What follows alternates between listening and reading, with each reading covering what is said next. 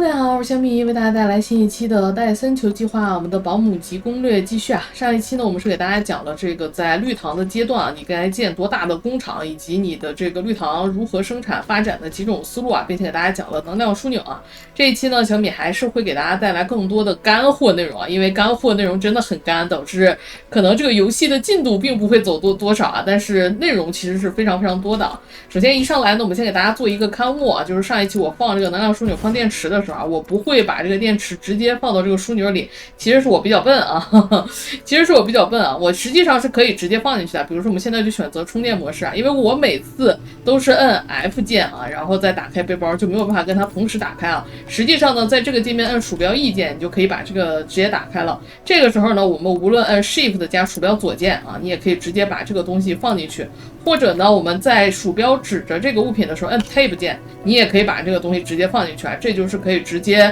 把这个电池放到能量枢纽里的这个方式啊。这是第一个刊物啊。第二个刊物，第二个不能叫刊物了，第二个是有小伙伴在这个评论区提问啊，我看到了，我觉得这个东西有必要说一下，就是我们的这个黑雾的这个战场分析基站，有小伙伴说呢，它并不方便通过黑雾的掉落物来量化它自己的产线啊。实际上这个功能是最近几个版本吧，最近一个还是两个版本刚更新的。在我们的这个掉落物筛选设置的这个界面里，你把鼠标放在这个上面，就可以看到啊，单基地产出初始的时候，满级的时候是多少啊？它这里其实是给你量化了，也就是说，你要是真的想拿这个东西做量化的话，你是可以知道你单圈养一个黑雾基地，它能产生的某种物品的这个数量是多少的啊？你可以看到的，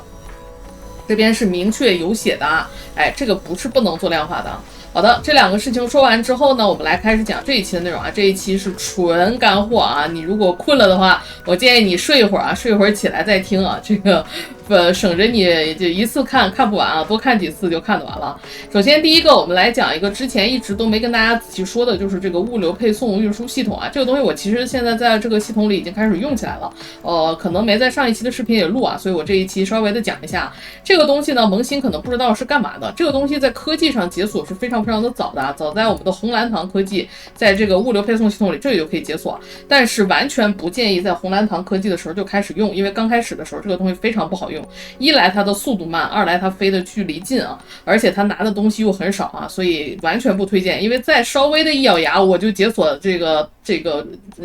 叫什么小塔和小飞机了，而且也是红蓝堂，这两个东西在这个时间点要比这个好用的多。那这个东西是不是没有用的？也不是啊，它其实是挺有用的一个东西啊，只不过呢，我一般只会把它应用在超市里啊。超市里呢，我们都希望我们现在这个超市都高级了，都是自动配送给你送到家的，对吧？我也希望我以后来到我们的这个星际超市里，它也是自动配送给我送到身上的，靠的就是这个科技啊。这个东西呢是可以靠着科技来升级的。它除了吃我们的这个运输船引擎啊，它这个叫做配送运输机嘛，它吃这个引擎的这个科技，还吃我们的这个机舱扩容的这个科技啊，这个配送运输机载货量啊，这个也吃，而且它自己还单独还有一个科技啊，就是加这个配送范围。这20度呢指的是经度啊，所以它加到180度的时候就可以覆盖到全球了啊。所以在你的这个科技起来之前呢，这个东西不推荐用，但是你科技起来之后呢，这个东西就可以用起来了。我们现在呢就可以把这个科技给它点起来啊。直接就绿糖就算了啊，我们绿糖现在还比较少啊，就给它稍微的点点。但实际上一般来说，这个精度的科技不重要啊，因为它并不需要在很大的范围内去来回运输啊。我一般是不这么用的，当然你如果喜欢也可以啊。那这个东西怎么用呢？这个东西一般来说是跟我们的这个箱子啊，无论是大箱子还是小箱子啊，你可以把这个箱子放上去啊，然后它是靠着这么一个叫配送器啊，哎，大箱子也可以做一个配送器，小箱子也可以做一个配送器啊。你把这个配送器放下来，那默认它是这样的啊。那假如说你的箱子里有东西，比如说我的箱子里是这个小飞机啊，这个时候我们再把配送器放上来，它默认就会识别出你这个箱子里第一个格子的物品，它就是小飞机。它默认呢，它会把这个像伊卡洛斯供应和回收给打开啊，这个就代表着供应和回收全都打开了，意味着什么意思呢？假如说啊，我们伊卡洛斯边这个格子啊，我就想让它以后我每次回到这个超市里的时候，我希望我的这个飞机啊有人给我补充啊，我就希望这个地方有个小飞机，然后呢我就可以把这里给它设置成按鼠标中键啊打开设置，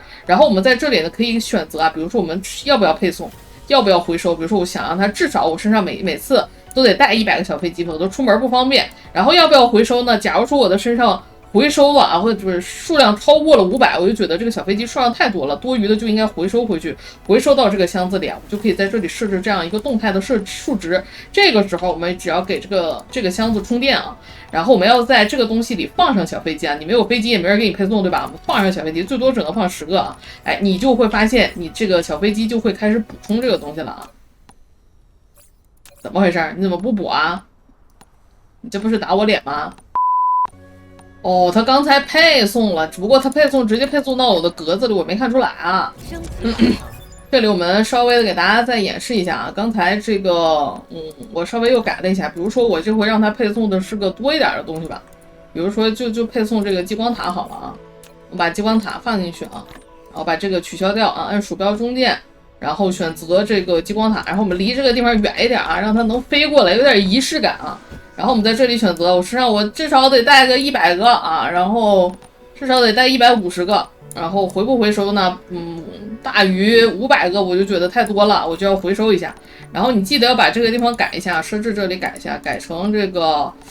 激光塔，它默认只能配1种。你可以看到这飞机就向我来了啊，你不要过来呀！啊，然后就飞机就把这个东西补过来了，只不过它补过来默认是放在我的背包里的，它并不是放在这个格子的啊，这个我刚才没注意啊，导致我以为它没配送过来啊，实际上它已经配送过来了，你可以放在这儿，然后你这个时候你就可以摁这个鼠标左键，你就可以看到啊，刚好就是125个，它就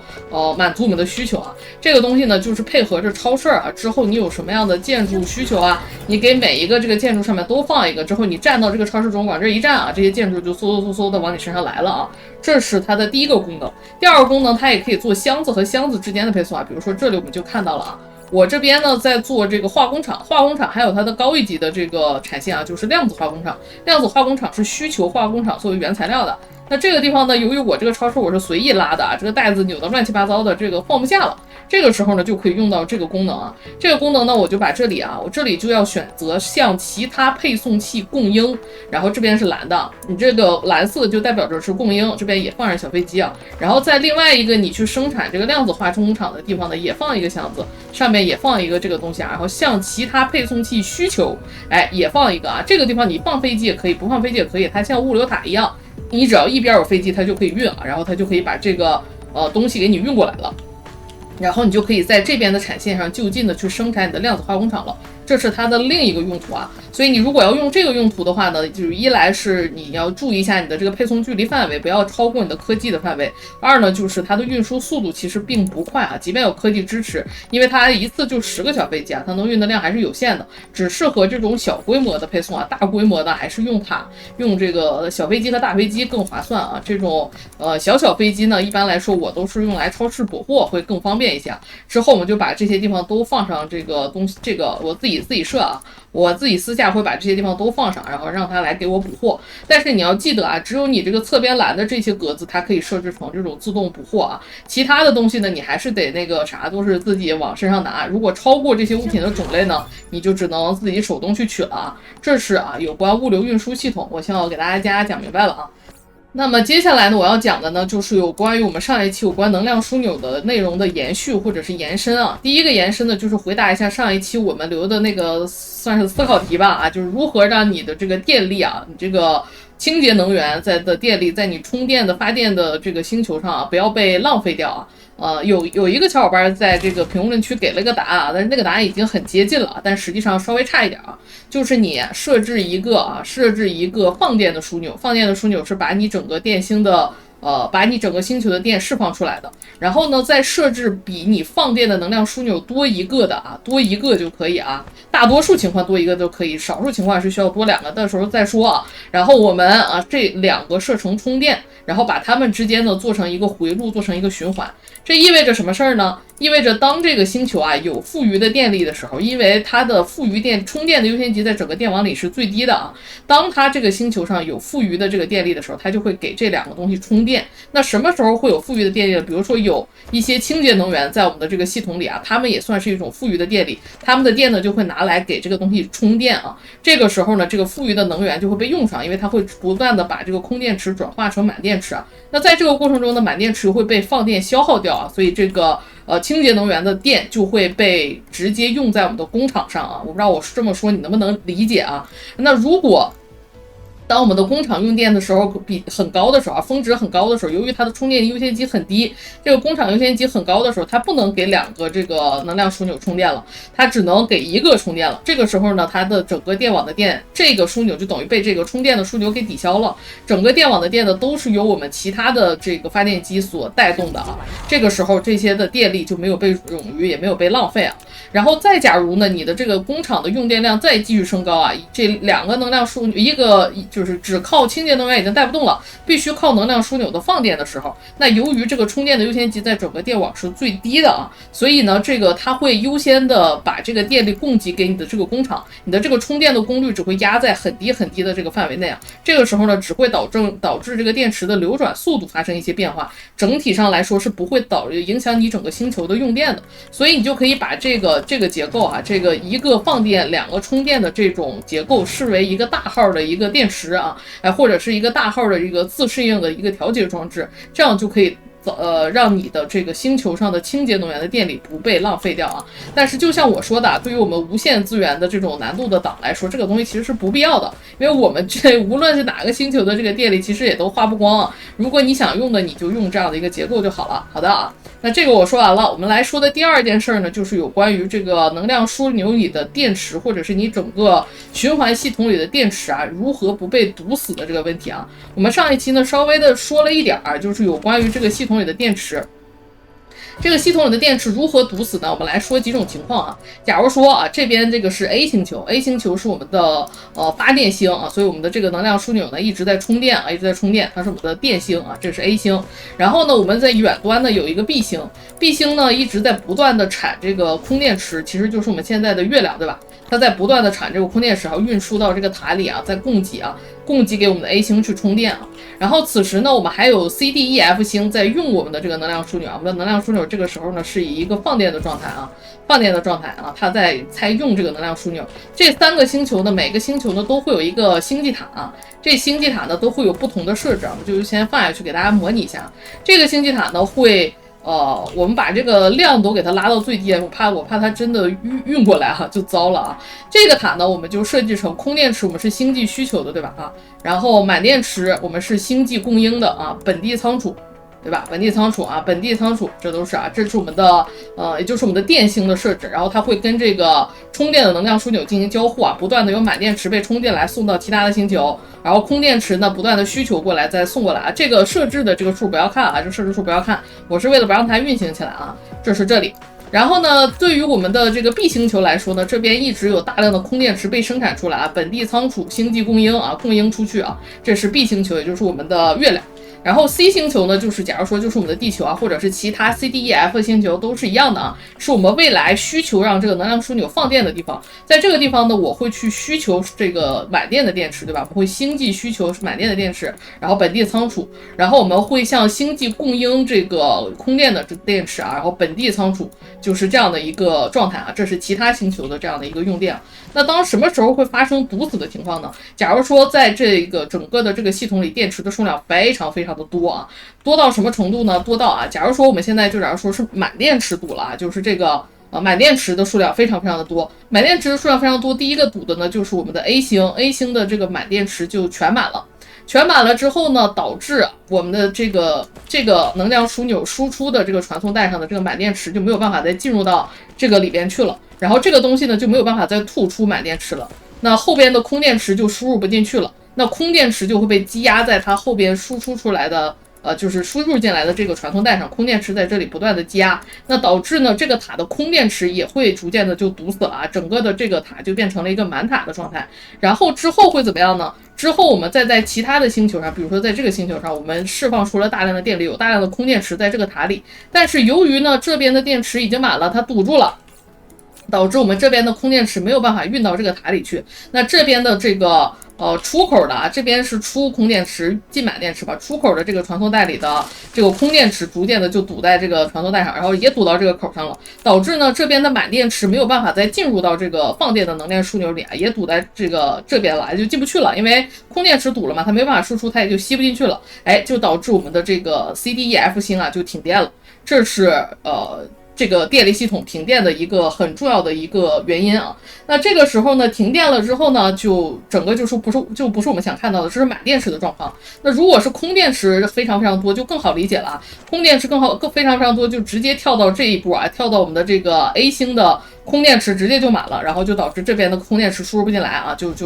瘫痪了啊。这就是最主要的一个瘫痪的原因啊。那想要避免这种原因，我们可以做的几种事情有什么啊？第一个可以做的事情啊，就是我们可以加大我们的这个水池的容积啊。就是我们都知道啊，这是电池的在这个里边越来越多嘛，你这个电池越多，你的这个瘫痪的概率就越高嘛。但是如果你的这个水池很大啊，大到这个电池根本就溢不出来啊，你就感受不到，那你也可以去防护这件事儿。怎么加大容积呢？就是在 C、D、E、F 星啊，你只设置少量的满电池啊，就是只需求一点点的满电池，但是呢，你把这个空电池的量呢给它拉得非常高，这个时候呢就可以阻碍，就是尽可能延缓你的空电池满了堵后边的这样的一个可能性啊。因为这个 A 星的空电池堵了其实是没关系的啊，因为满电池在不停的，满电池也是堵的嘛，空电池堵的时候，满电池肯定也是堵的。那满电池堵了，只要别的星有需求，它拉出一船，它又可以进一船，拉出去一船又可以进一船，它是动态的啊。所以这个星球 A 星的常态就应该是空电池和满电池都在这个塔里全是满的。需要一船就出一船啊。重要的是让其他星的这个空电池它不要堵啊，不要导致这个放电的枢纽的这个电池出不去啊，你就可以有不断的满电池进来，所以加高这个水池的这个容积就可以解决这个问题啊，但它只是暂缓，它并不能完全的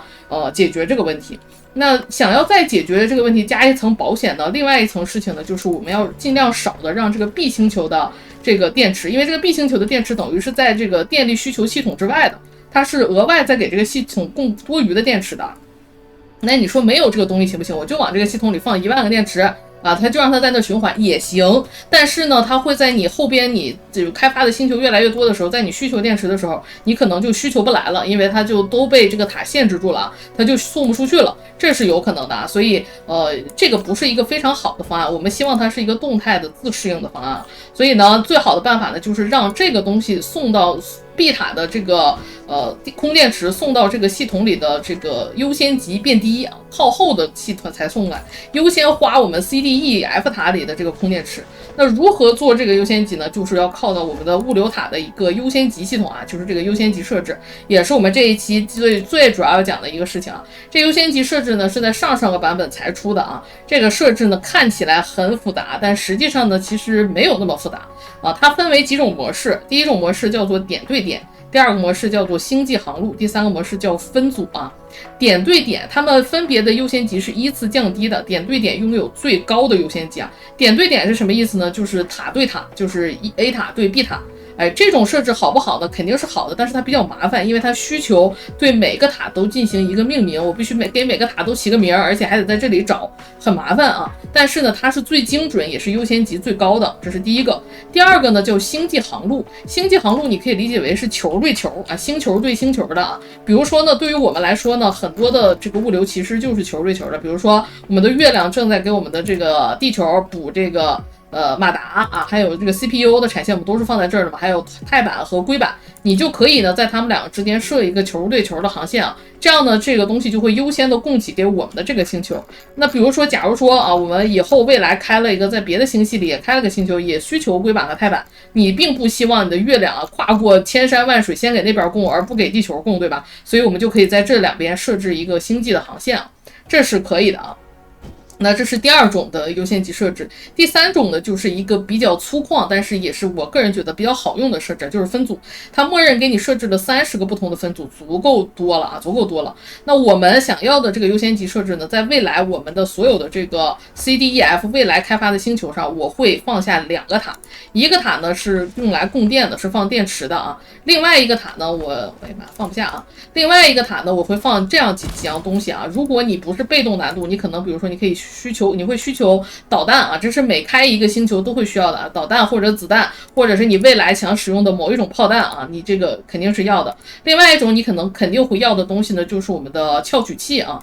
萃取器。再有呢，肯定会要的东西呢就是蓝剂啊，蓝剂。还有什么呢？就比如说能量啊，比如说我们这伊卡洛斯经常要补能量棒啊，你的能量系统你需要的能源啊，这些东西都共同拥有一个特点，基本上都是在 A 星球生产，然后又供应到 B、C、D、E、F、G 全星系的这样的一个东西啊，基本上后续都是这样的一个模式。那这些模式的物品我们放在一个塔里，然后电池因为它的情况比较特殊啊，电池它涉及到 A 星、B 星和 C、D、E、F 星啊，它额外多了一个 B 星在里面掺和，所以它自己单成一个分组啊。比如说我把这个分组就以后啊，所有的电池啊，所有 C、D、E、F 星的需要的这个电池，我们就设在分组1里。然后我们发电星球啊，发电的这个星球的分组，我们也设在分组1里。然后切记，最重要的就是让你的生产电池的 B 星，也就是我们的月亮，它的这个分组不要在分组1里，千万不要在分组1里啊。那这样的话呢，就会让我们的分组同组内的拥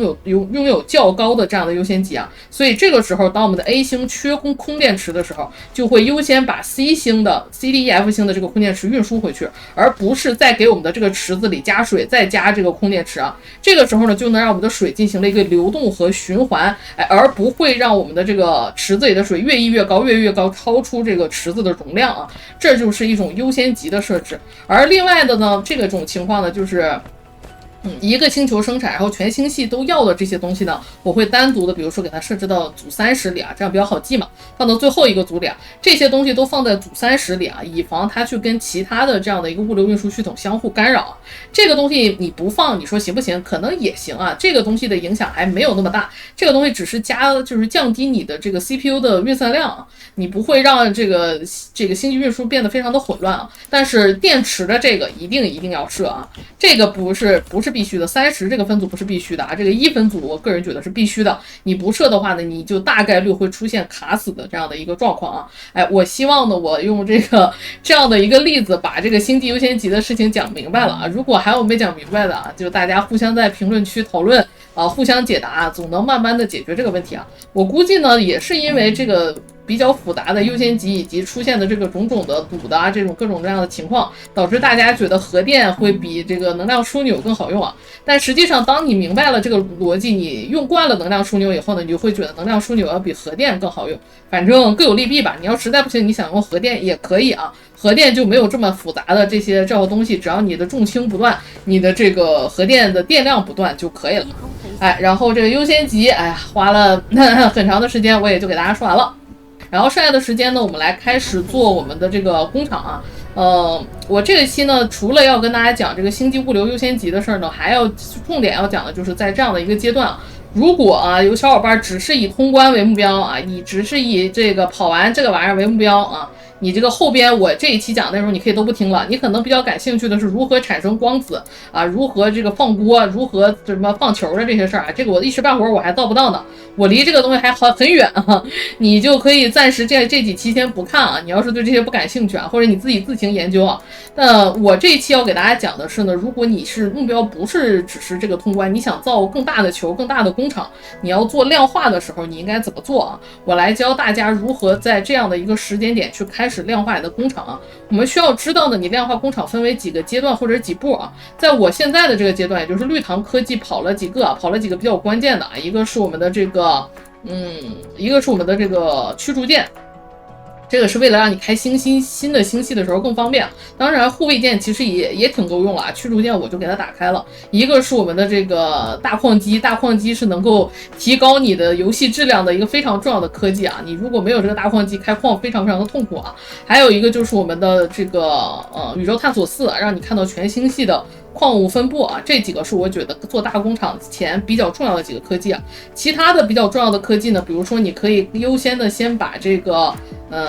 叫什么矿物利用啊，矿物利用在哪儿？像这样，矿物利用可以先跑到5啊，因为绿糖就是5嘛，你如果绿糖没有这么多，你跑到4也可以啊，就是140%的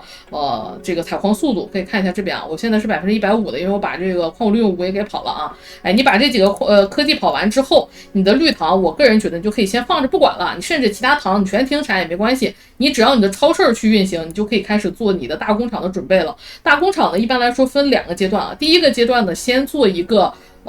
中型规模的工厂。这个规模的工厂主要的目标呢是先产出一些白糖，这些白糖呢要把这个物流运输站集装系统给跑掉啊。你做大工厂，你这个集装系统肯定要跑的。另外呢就是跑更高的矿物利用度循环啊。为什么要跑这个东西呢？我一会儿再讲啊。以及更高的引擎速度，以及更高的这个运输机的容量，这个都是为了你后续做大工厂在做的一些必要的准备啊。比如说研究速度这些咱就不提了啊。这是为了产出一阶段的白糖或者是绿糖，把你的这个甚至还有你的这个太阳帆的这一套的这个也得跑掉，否则你太阳帆的寿命太低了也不好啊。你的目的啊，做一个中型的工厂是把一些需要白糖的一些科技先给它走掉。你没办法，也不是没办法，完全没办法。但是你一口气吃个胖子，比如说我直接从60绿糖的产量规模，直接一口气吃个胖子到万糖，行不行啊？也不能说是不行，但是步子迈的太大了，容易扯着自己啊。我建议新人还是先做一个中型工厂。这个中型工厂我会量化多大的量呢？我这边给大家打开我们的这个量化网站啊，我直接在这里给大家一步一步的教怎么做这个工厂的量化啊。这个东西我其实琢磨了真的很长很长时间啊，因为我从一个萌新过渡到一个熟手的最大的一个瓶颈就在这里啊。我并不知道我这工厂究竟量化多大规模合适啊，没有概念。在你第一次造大工厂之前，你是对这个玩意没有概念的啊。首先啊，你要量化的第一个东西就是你的白糖啊，你的白糖。白糖呢，比如说中型工厂，我一般会量化一个多大的规模呢？250白糖是一个比较合适的规模。为什么是这样的一个规模呢？因为250白糖的规模后边变成一个乘3的一个数量级，就可以直接变成750白糖的规模。这在你做万糖之前，这个规模是足够的了啊！就跑那些矿物利用度的科技也好呀，或者是什么运输船引擎的科技也好，是足够的。那为什么250能乘以3呢？主要是由机器决定的，3个机器啊，一个就是我们的这个熔炉，熔炉分别为有这个1倍速的啊，我们最初的熔炉，后边生产出来但是我从来不用的2倍速的熔炉，以及后边黑雾掉落物啊能够解锁的这个3级熔炉，富商炉它拥有3倍速啊，所以它是一个3倍的关系啊，冶炼是一个3倍的关系。然后你再看制造台。制造台呢，我们的这个只有1倍，这只有 1.5 倍，但是这个黑雾的这个同样也是一个3倍啊。所以这个熔炉和这个制造台还有这个演化站啊，也是一个3倍速啊。这3个东西共同决定了你后边的这个速度是可以乘3的，并且由于我们的这个集装物流系统之后啊，我们的这个传送带最开始呢，我们的这个袋子只有一层，对吧？只能放一层的东西。后边我们解锁了集装的物流科技之后，你这个袋子可以一层层往上堆叠，最多能堆叠到4层。但是呢，我们一般来说呢，因为这个地方是个乘3的关系，所以这里我一般会用一个乘3的一个袋子进行一个量化啊。这个具体我们后边再说啊。所以呢，白糖你就先记住，白糖一般来说做中型工厂，我建议你初始入门你就先做一个250规模的，250规模的对应的机器，一是这个冶炼的设备，就是这个初始的。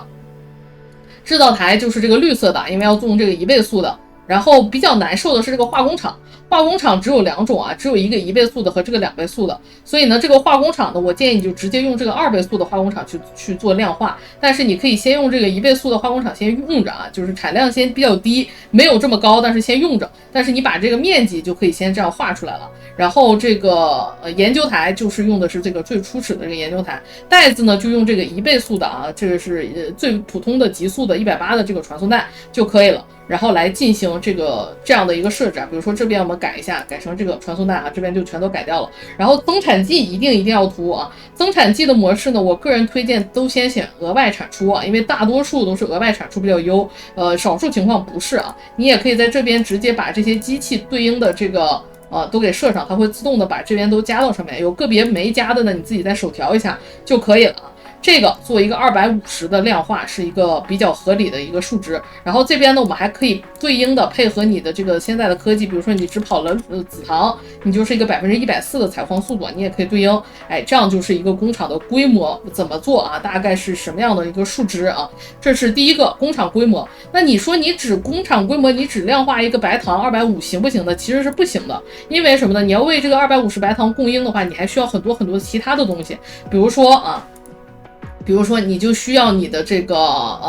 叫什么空间跳取器，空间跳取器你全用黑雾掉落的是跟不上的，你可以去看一下你自己的跳取器的产量，肯定跟不上。所以我们要用到跳取器的生产的高效配方，用这个绿糖去产这个跳取器啊。那这个撬取器的规模要多少呢？想要供250白糖的这样的一个工厂啊，它需要多大的规模才能够呢？1/10啊，1/10就足够了。所以你的引力矩阵的数量你就设一个1/10，这个代表的其实不是绿糖，实际上是我们的撬取器啊，它实际上是撬取器啊。我们可以看一下，白糖就等于是五色糖全都有了啊，所以你就拿白糖做量化，就等于是你的糖的工厂的规模了，这个不需要有什么太多的疑问啊。这个是保证你的物流运输的。那还有此外，我们还要保证什么呢？还要保证我们的能源的这个能源后边我们就直接量化这个奇异湮灭燃料棒啊。刚开始的时候，我们已经把我们的在电芯里已经把我们的这个电力顶到了2G 瓦，2G 瓦是足够你在这个奇异湮灭燃料棒，我就叫它黄棒吧，太绕口了。在黄棒生产出来之前，2G 瓦是足够你过渡的。当你发现你过渡不了的时候，你的这个黄棒就应该生产出来，你这时候就可以用小太阳了，你就不会再受电量的问题的干扰了。那我这个燃料棒要量化多少的数量呢？要根据你的用电量来决定啊。这个时候呢，我们就可以往下翻啊，你的这个整个的这个页面啊，我们在这边显示这里，我可以先把用电的单位改成 G 瓦啊，改成 G 瓦。我们现在整个的星系一共有2G 瓦，对吧？你可以看一下你的用电，你发现它有5G 瓦的用电量，超过我们的2G 瓦的。你再仔细的回头往上看啊，用电量最高的是什么？是这个，你会发现是这个，是射线接收站。射线接收站呢，它一共有2个模式啊，一个是发电模式，一个是这个采集光子的模式啊。它采集光子的模式的电力是由你的戴森球提供的，它不需要你的工厂去给它供电啊。所以你实际上应该把你产光子的这个锅啊，这个也叫锅，射线接收站的这个4G 瓦减掉，也就是1G 瓦，就是你整个这么大规模的工厂的总耗电量。当然你要比这个稍微富裕一些，因为它是没算星际物流运输的啊。所以我说2G 瓦的量肯定是够了啊，这就是这么来的啊。所以这是这个量。那你知道了这个量之后呢，你可以利用这个量去回推，去回算你到底需要多少的这个黄棒啊？怎么算呢？我们回到游戏里啊，先看一下这个黄棒。我这个游戏里没解锁啊，看不到，你得把这个科技点开之后，你才能看到黄棒。我们就先对照着黑棒看啊，黄棒的能量是黑棒的10倍啊，它是72G 焦啊，然后喷了蓝 G 的黄棒。它的在小太阳上的最大发电功率啊，小太阳的发电功率正经是72兆瓦，喷了蓝 G 的这个黑棒是可以给它顶到144，然后再喷了蓝 G 的黄棒能给它顶到最高288兆瓦的这个小太阳的这个发电功率啊。我们由这个电力的换算公式啊，这样一除，我们就知道啊，72G 焦的黄棒能供这个小太阳发电，能燃烧啊，在满功率288兆瓦下。燃烧250秒啊，这意味着每分钟消耗黄棒0.24个，0.24个。那我们就可以根据我们的整个发电的系统里，你需要多少个小太阳，就能计算出你大概每分钟需要多少个黄棒啊。我不知道我说没说清楚啊，你如果觉得没听清楚，配合文字再重复的再看一遍啊。这就是如何计算你的工厂里到底需要多少的黄棒是怎么算的。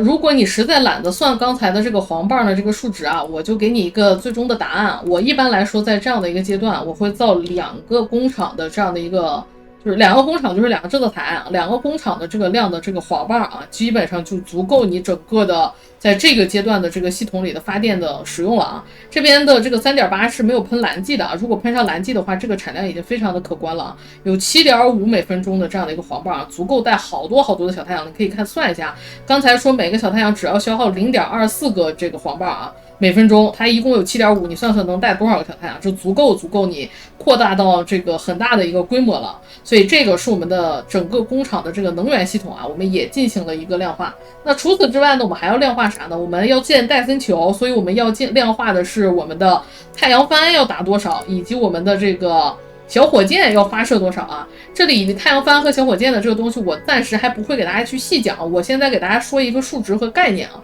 你一般来说呢，太阳帆和小火箭的这个数值跟你的糖厂的数值呢有关系，但是你很难去绝对的量化，或者是在萌新的这个阶段，你很难去绝对的去量化它。一般来说呢，在这个250的这样的一个规模下，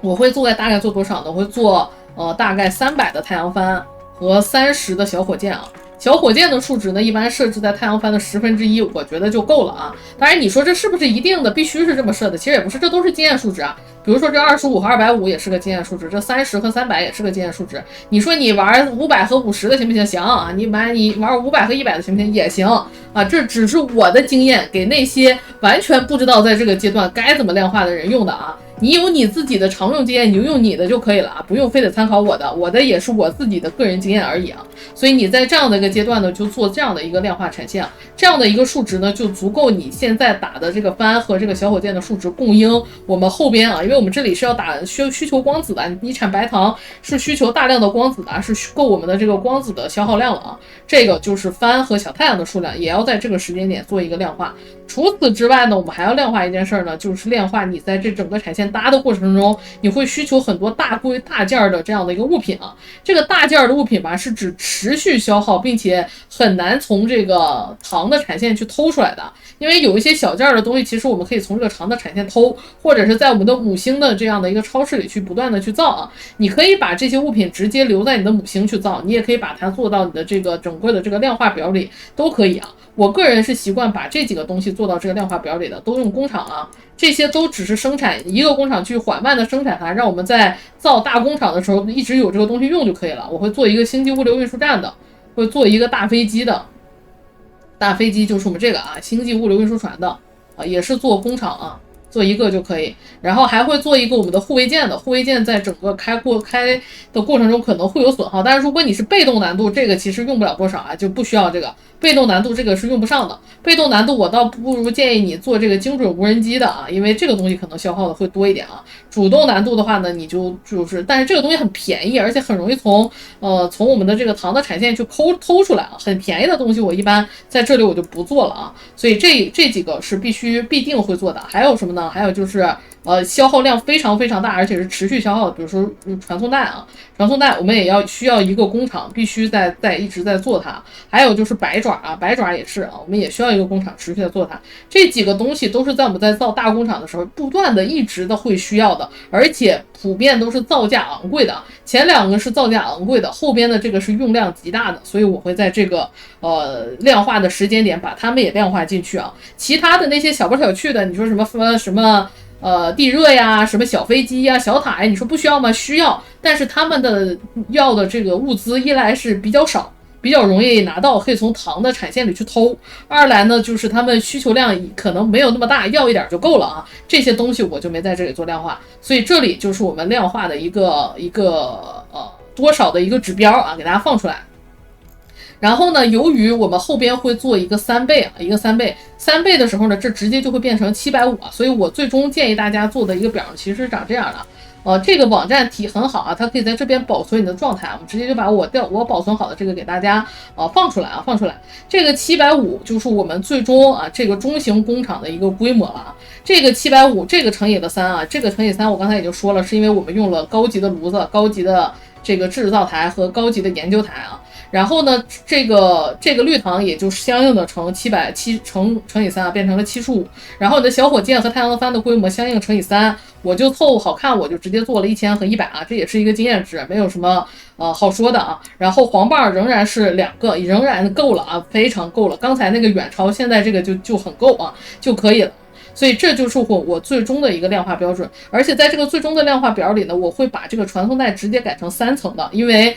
这边成了3级嘛，你这里不改3层的话，你的这个传送带的比例是不对的。你这里为了比例对啊，我直接设成这样，就是为了让这个工厂的比例正好就跟我们的最终的比例相符啊。然后这个化工厂直接就设这个高级的，哎，这样就可以了。然后我们再来往下看啊，除了我们的这个工厂规模啊设置好了之后以外，我们的增产季策略也要做一些个性化的选择。增产季策略这个东西，我要说能讲一整期的视频，实在是太干了。这个东西我们只记住一个原则，就是那些对于我们这个无限资源党，其实你怎么选都还好啊，你要不全都选，你要嫌麻烦你就全都选额外产出，其实也是可以的啊。但是对那些资源比较有限的人来说，你这个增产季策略的选择是非常非常重要的。哪些能放增产季，什么时候能用增产季，都是有说法的啊。我们先说对于这个，我们先不管，我们先说这个增产季策略的选择的一个依据或者是倾向性。这里呢，小米给大家推荐一个专栏，感兴趣小伙伴可以直接去看大佬的专栏。我直接说结论，就是那些需要量很大又很便宜的东西，我建议你就用加速模式除了这些便宜又很便宜的东西这个以外的其他东西，我都建议用增产模式就是用增产模式。加速模式就是加100%的这个制造速度，就是减少我们的机器用量。增产模式就是加25%的制造速度，并且每这个运行一段时间给你额外产出一个产物，减少我们的原料的这个消耗凭空产生物品的这个模式我除了那些很便宜的东西，比如说什么东西很便宜呢？比如说晶格硅就很便宜，它分形硅石用的量非常非常的少晶格硅很便宜，你就可以用这个加速模式。比如说还有什么东西很便宜呢？像是传送带这种没办法，传送带的这个就必须选加速，有的东西只能选加速这个也可以选择这个生产加速的这样的一个模式这有些必须得选加速的。比如说还有什么东西很便宜呢？我们往下翻玻璃很便宜玻璃很便宜，甚至钛化玻璃也很便宜，这两个就都可以选择加速然后卡晶其实也不贵它消耗的主要是氢你如果觉得你实在是缺分形硅石呢，你就别放我这里无限倍率我也建议选成这个加速模式还有剩下的就像铁矿什么这个电路板这些东西都很便宜这些东西都是为了减少你的这个制造台的速度。选加速模式最大的好处就是减少制造台的速度，你可以看到基本上是1倍的关系，接近1倍的关系你这样能减少很多的 CPU 的运算量因为你最底层的这些东西用量实在是太大了，你不选加速模式，它用的这个消耗的这个产量实在太高了，甚至包括微晶元件我都建议你选加速模式你看这样一下子减少了好多的这样的一个台子的使用数量，能减少你的这个电脑的运算量。但是再贵的比如说像 CPU， 比如说像是更高级的什么奇异物质这种，我都建议选增产因为越高级的产物它这个产物套的一环一环越多，它用增产模式它是一个指数级的，它倍数级的再往上涨它的越划算这个就是它的一个核心的一个原则增产剂的原则，我在这里也说明白了。好，蓝记的事情说完之后呢，我们接下来要跟大家说这个量化表另外一件事呢，就是有关真奇矿的事这个量化表上呢，有很多东西是有多个配方的，比如说这个卡西米尔晶体，它有多个配方它有自己的高效配方和低效配方。你在做这个量化表的时候，你究竟该选高效还是低效呢？如果选了高效，你就面临着你这里要使用到一种新的矿石，叫做光山石那我怎么知道我的这个光山石可不可以用，以及能用到什么程度我这里聊的呢，都是不是无限倍率的那些小伙伴如果你不是无限倍率的，无限的就无所谓你就按照我这个表你设置好，这个表的链接我之后会分享到我的这期视频的置顶评论区你自己去把这个链接复制粘贴以后，你就跟我的这个设置是一模一样的这个就无限资源倍率的小伙伴不需要考虑这一点。那如果你不是无限资源倍率，你就需要考虑这一点我先说结论除了0.1倍率的话，除了0.1倍率，其他所有的资源倍率你就只需要考虑的只有一个矿石，就是这个单极磁石。单极磁石有可能会不够用所以你在开单极磁石之前你要慎重。这个什么时候够用是跟什么决定呢？是跟我们游戏里的这个科技我们的这边的这个科技是有一个科技叫做这个矿物利用度矿物利用度是一个无限科技你能跑的越往后，你可以看到这里减6每次采矿作业消耗的矿物也就是说你后边跑的科技数非常非常的高的时候，你每次采矿看似消耗了，但实际上一点都没消耗这就是为什么0.1资源倍率到后边也能玩成无限倍率的一个最主要的原因。只要你把这个矿物利用度跑高了，你后边所有的资源倍率都是无限的资源倍率所以我跟大家说，除了玩0.1以外，其他的资源倍率其实没有什么本质的差别，因为它到最后都是无限的。你要算的东西也只有单极磁石，其他的矿物基本上也都不需要算这就是我说为什么你还不如直接开无限，你的游戏体验会有显著的提升这个原因当然你玩最高难度玩0.1的话，我们另算那你除了这个0.1的这个资源倍率以外你只需要计算单极磁石的量，怎么算我一会儿说那除了这个0.1资源倍率以外，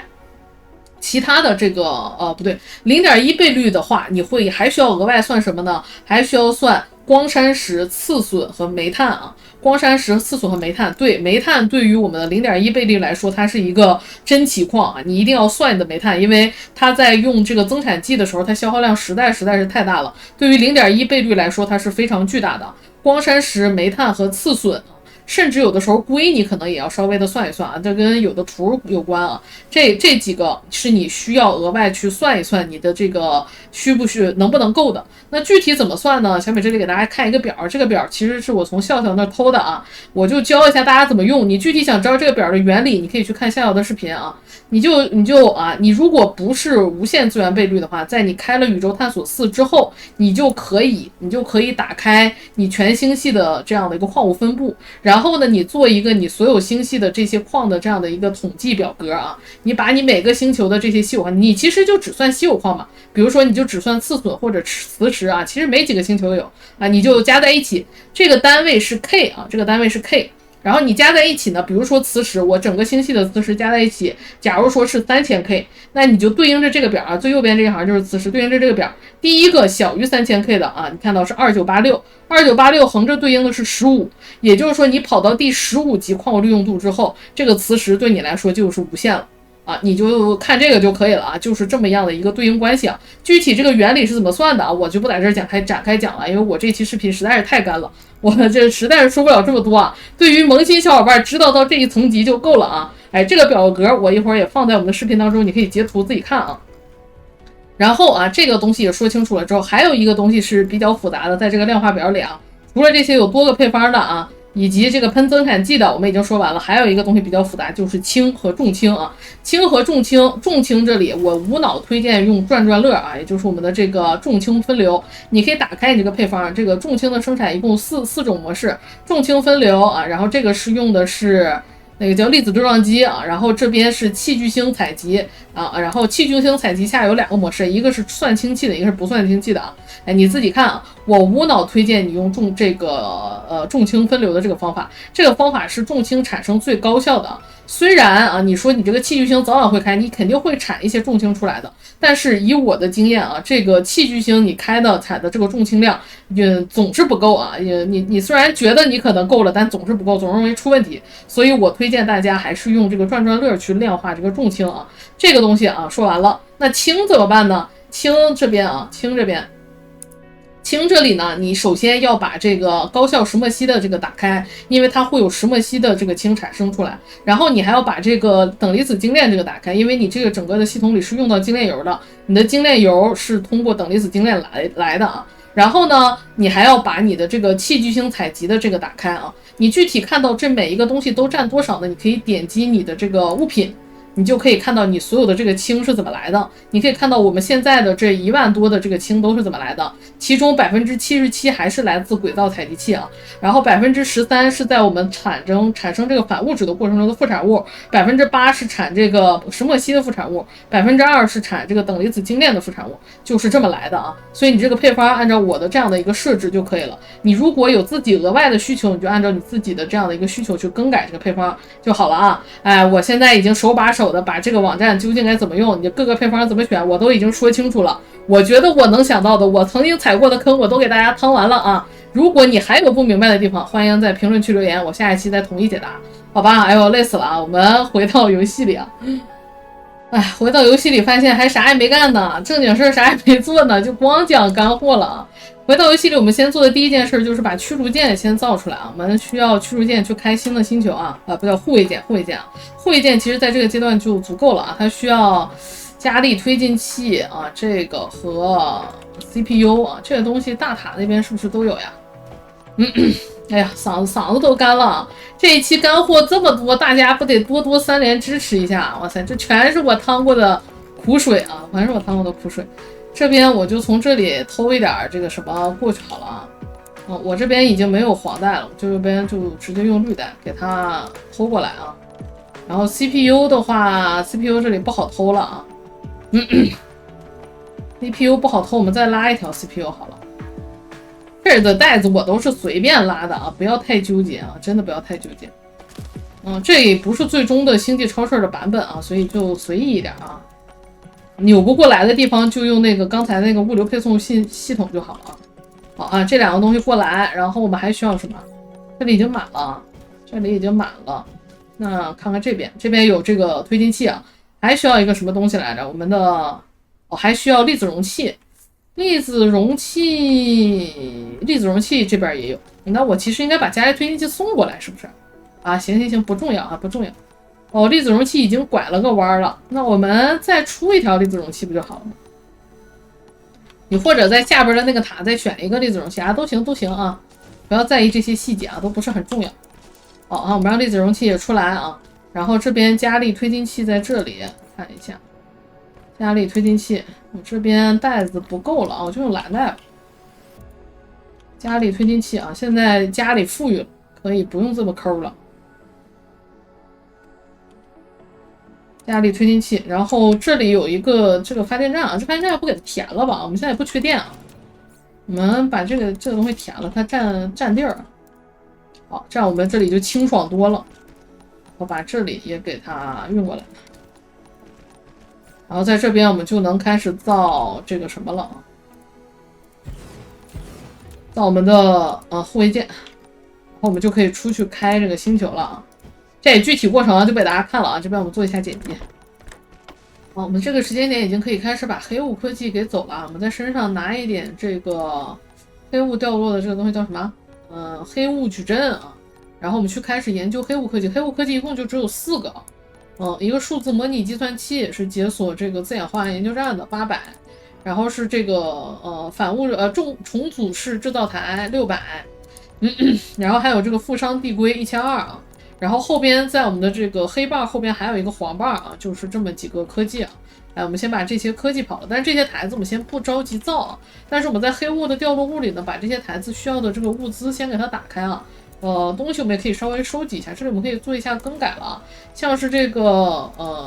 钛和硅，我们已经有别的星球在给我们供给了，这两个东西已经完全不需要了，我们在这里可以做一下修改啊，比如说前面这些黑雾掉落物里哪一些没有捡的，我们可以在这边可以先捡着，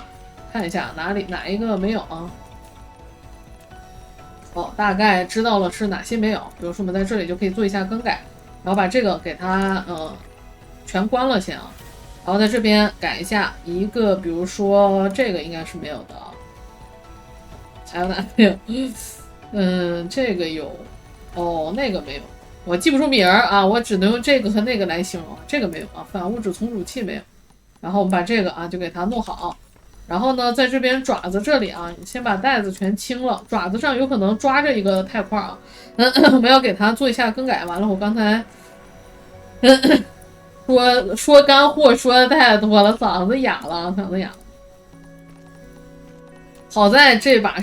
算是一条过了啊！我以往做这种，万一没有一条过的，我还得反复说好多回啊，就特别的费嗓子啊！所以我的嗓子是怎么从最初啊，你们认识我缺氧认识我小甜甜的阶段变成现在这样的？你们说是咋变成的？就是录视频录的呀。我把这个和这个也选上。这里为什么没进去啊？应该是哪里卡住了啊？大概率是爪子吗？看一下啊。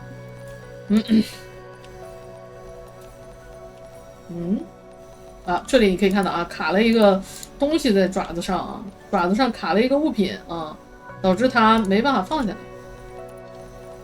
好，我们把这里做一下修改。好，我们稍微生产出来了一些驱逐舰和护卫舰之后啊，我们来跟大家说一下有关这个驱逐舰和护卫舰的使用啊。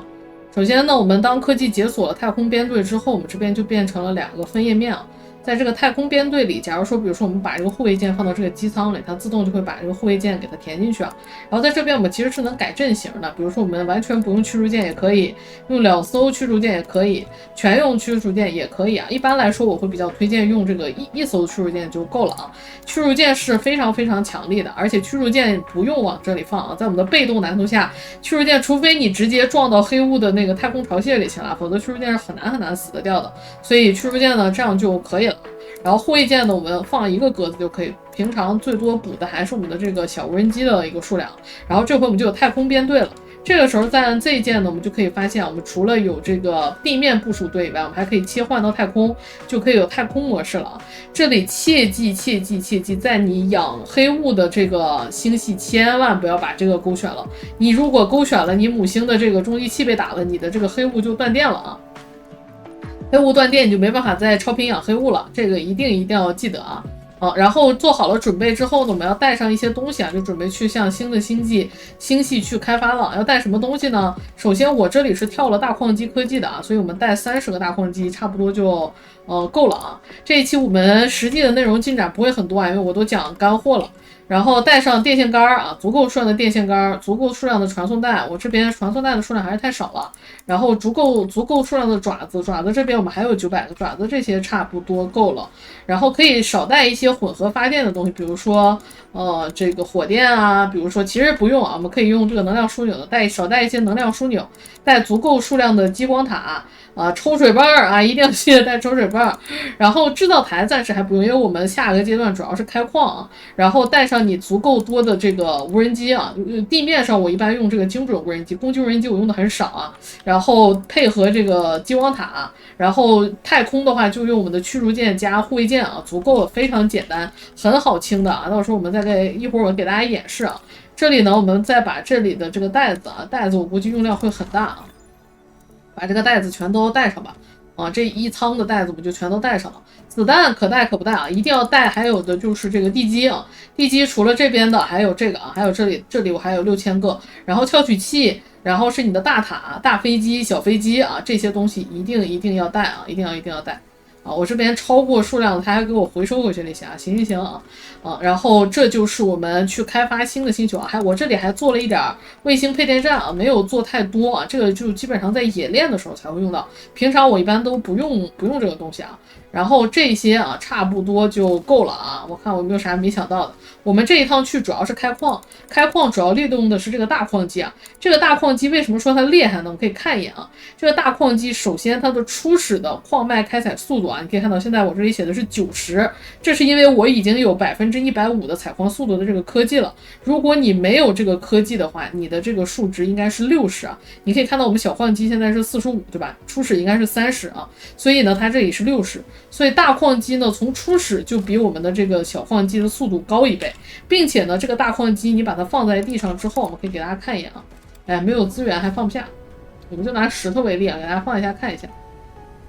这个大矿机的厉害之处在哪啊？我们随手一放哈，它有一个开采速度可以最高开到3倍啊，3倍。3倍意味着什么？意味着就是我们的小矿机的6倍的一个开采速度了啊！如果是没有矿物科技的加成的话，也是36、118、180每分钟的这样的一个采矿速度，每一个矿簇180每分钟，所以你可想而知它有多快，并且它有点像是我们的这个。它最像的应该是我们的这个轨道采集器啊，它自己有一些容量在里边，你可以看到，但是它没有飞机，它并不能去这个通过飞机去运输啊。我把这个给它关了啊，别回收个鬼啊！它在一直来我这儿回收啊，它没有这个飞机，它跟轨道采集器一样，它是没有飞机的，但是它里边是可以供应这些东西的啊，可以供应这些东西，然后你就可以拿着这个东西跟你的塔去配合，去源不断的去采集这个矿物了啊，这就是这个矿机的好用的这样的一个地方，所以强烈建议大家只要有点绿糖，一定要把这个科技跑了，一个大矿机顶10个小矿机都不止啊，你这样就彻底的矿物自由了，每个矿簇就放一个大矿机就行了。否则你还得这个非常可怜的不断的去找这个去摆这个角度，非常的累啊。然后由于我们现在也已经打开了所有的这个星系的这个珍稀矿物分布的蓝图了，接下来我会在私下的时间里去做，不会在视频里录啊，实在没办法，我只能在视频里录干货，否则实在是太长了。我会在这里把我刚才的那个列表里所有的这些矿物啊，我都会去开采掉。建议大家开采的，因为我们是被动难度啊，所以倒是无所谓啊。如果你不是被动难度，你是主动难度的话，你开采的时候你要小心一点，你有可能会在清理地面的这个塔的时候，就地面的这个刺猬的时候，有可能会吸引到这个太空巢穴的袭击，你需要做一些准备和注意啊。这个是要额外的说一下啊。然后呢，我可能不会开特别的多吧，开够这些的产量啊，我就会停下来。然后下一期视频我们再来跟大家说，我这个250，其实现在是250的规模，未来会变到750每分钟的这个白糖规模的这个糖厂，我打算怎么造啊？好的，那就感谢大家收看。如果你觉得这个系列对你有所帮助，别忘了给下面一个3连。我们下一期节目再见吧，大家拜拜喽。